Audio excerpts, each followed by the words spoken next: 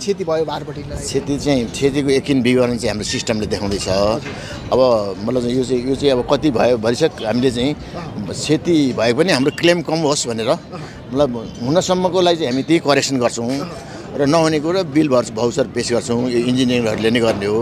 तलको त मोटामोटी चाहिँ के भनेदेखि 70-75 करोडको कति नै सिसाएको छ। मोबाइल हो, मोबाइलको सबै लिएर गए, महँगो मोबाइल चाहिँ लिएर गए, घडीहरू भएको सबै लिएर गए।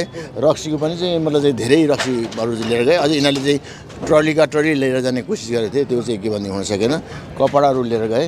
हो यस्तै चाहिँ भनौँ न हजुरको यस्तै चाहिँ मतलब चाहिँ योभन्दा अझै धेरै क्वान्टिटीमा थियो। फलफुल तरकारीहरू सबै चाहिँ बर्बाद बनाइदिए। अब हामीलाई चाहिँ के भनेदेखि नेपालीहरूको एउटा चाहिँ के भनेदेखि यो अगाडि तामाको घडाहरू थियो, त्यो पनि लगाएर चाहिँ एउटा त कुचेको प्राप्त भयो, अरू कहाँ पुर्यायो त्यस्तै भयो। अनि अन्य धेरै सामानहरू चाहिँ के भनेदेखि त्यो आइसक्रिमको फ्रिजलाई लगाएर त्यहाँ गरे। यो चाहिँ एकदम नेपालमा चाहिँ के भनेदेखि चाहिँ धेरै कुरा भइसक्यो नि हैन। तर यस्तो घटना चाहिँ मैले देखेको छैन है। मैले पनि चाहिँ 35-36 सालदेखि चाहिँ के भनेदेखि आन्दोलनले मलाई चाहिँ एउटा चाहिँ जनआन्दोलन हेर्दै आएको। तर यस्तो किसिमको चाहिँ के हुलहुल्ला चाहिँ यसो चाहिँ के भनेदेखि एउटा लुट डकैती हो यो। यस्तो किसिमको घटनाहरू चाहिँ मैले देखेको छैन है। र चर्चित व्यापारी पनि हुनुहुन्छ नेपालमा होइन। तपाईँले सबैभन्दा धेरै ट्याक्स पनि तिर्नुहुन्छ।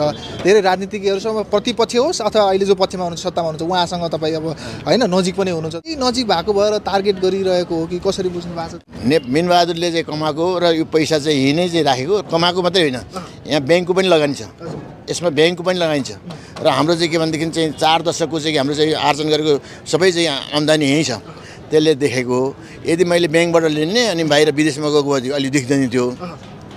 मैले ब्याङ्कबाट लोन लिने अनि बाहिर जाने, बाहिर विदेशमा लगानी गर्ने, अथवा मैले यहाँबाट चाहिँ के भने आम्दानी गर्ने बाहिर विदेशमा लग्यो भने त्यो देखिन्न थियो, अलिक सानो साइजमा हुन्थ्यो। त्यस कारणले मैले चाहिँ के पनि एउटा देखाउन खोजेको भनेदेखि कमसेकम नेपालमा पनि केही हुनसक्छ है। विशुद्ध चाहिँ के भने नेपालप्रति मतलब चाहिँ आफ्नो चाहिँ के भनेदेखि नेपालप्रति चाहिँ आफूले चाहिँ के भनेदेखि एउटा राम्रो काम गर्यो भने देखाउन सकिन्छ भने मतलब यो चाहिँ उदाहरण यङ जेनेरेसनलाई पनि एउटा उत्प्रेरणाको स्रोत हुन्छ भनेर तपाईँले एकदम